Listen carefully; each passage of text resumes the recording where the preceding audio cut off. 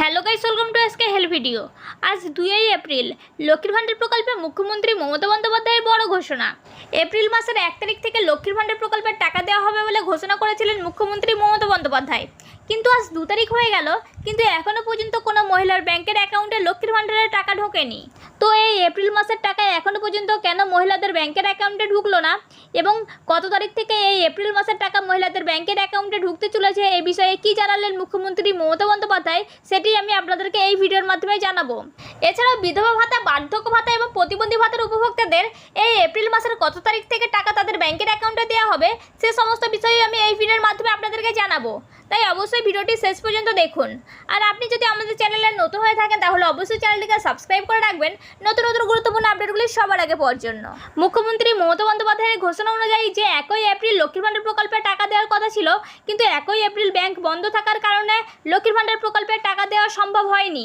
মোট 2,16,00,000 মহিলার ব্যাংকের অ্যাকাউন্টে বর্ধিত হারে ভাতা পৌঁছাবে। যারা এতদিন 500 টাকা করে পেয়ে আসছেন তারা এবার থেকে পাবেন দ্বিগুণ টাকা। এসটি এবং এসসি ক্যাটাগরির মহিলারা এতদিন 1,000 টাকা করে পেতেন, তারা পেতে চলেছেন 1200 টাকা। সেই সঙ্গে এই খাতে রাজ্যের প্রতি মাসের খরচ প্রায় দ্বিগুণ হতে চলেছে। মার্চ মাসে যেখানে এই ভাতার জন্য খরচ হয়েছিল 1,187 কোটি টাকা, সেই জায়গায় এপ্রিল মাসে রাজ্যের কোষাগার থেকে বেরোবে 2,228 কোটি টাকা।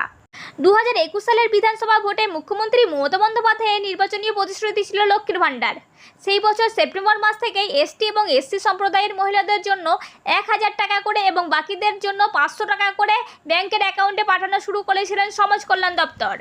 এবার লোকসভা ভোট ঘোষণার আগেই মুখ্যমন্ত্রী বর্ধিত হারে ভাতার কথা ঘোষণা করেছিলেন, আর সেই মতোই শুরু হতে চলেছে প্রতিশ্রুতি। কোভিডকালে মানুষের হাতে নগদ টাকার যোগান বাড়ানোর জন্য একাধিক উদ্যোগ নিয়েছিলেন মুখ্যমন্ত্রী।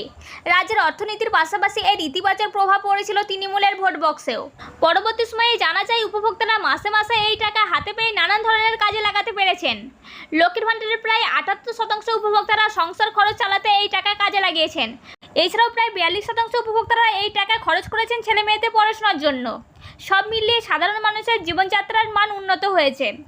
এই আবেগে গত পঞ্চায়েত নির্বাচনের আগেই নানা মহল থেকে ভাতা বৃদ্ধি করার দাবি উঠেছিল, আর সেই দাবিকে মান্য করে এবার থেকে দ্বিগুণ টাকা দেওয়ার ঘোষণা করা হয়েছে। তো চলুন এবার জেনে নেওয়া যাক যে কত তারিখ থেকে এই এপ্রিল মাসের টাকা মহিলাদের ব্যাংকের অ্যাকাউন্টে ঢুকতে চলেছে।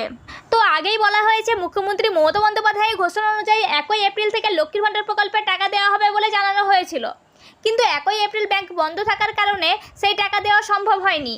তাই আর 1 তারিখ নয়, 2 তারিখ নয়, 3 তারিখ নয়, 4 তারিখ থেকে 10 তারিখের মধ্যে মহিলাদের ব্যাংকের অ্যাকাউন্টে এই এপ্রিল মাসের টাকা ঢুকতে চলেছে, এমনটাই জানানো হয়েছে।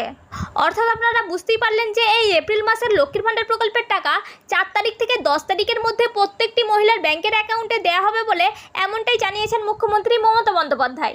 এছাড়াও যে সমস্ত বার্ধক্য ভাতা, বিধবা ভাতা ও প্রতিবন্ধী ভাতার উপভোক্তারা রয়েছেন তাদের টাকা এই এপ্রিল মাসের কত তারিখ থেকে দেওয়া হবে, তো তাদের উদ্দেশ্যে জানানো হয়েছে যে এই এপ্রিল মাসের 8 তারিখ থেকে 15 তারিখের মধ্যে প্রত্যেকের ব্যাংকের অ্যাকাউন্টে ভাতা পৌঁছে দেওয়া হবে। তো আপনারা প্রত্যেকেই নিশ্চিন্ত থাকুন, লক্ষ্মীর ভাণ্ডার প্রকল্পের টাকা 4 তারিখ থেকে 10 তারিখের মধ্যে প্রত্যেকের ব্যাংকের অ্যাকাউন্টে দিয়ে দেওয়া হবে। এছাড়াও বার্ধক্য ভাতা, বিধবা ভাতা এবং প্রতিবন্ধী ভাতার উপভোক্তাদের 8 তারিখ থেকে 15 তারিখের মধ্যে তাদের টাকা ব্যাংকের অ্যাকাউন্টে দিয়ে দেওয়া হবে।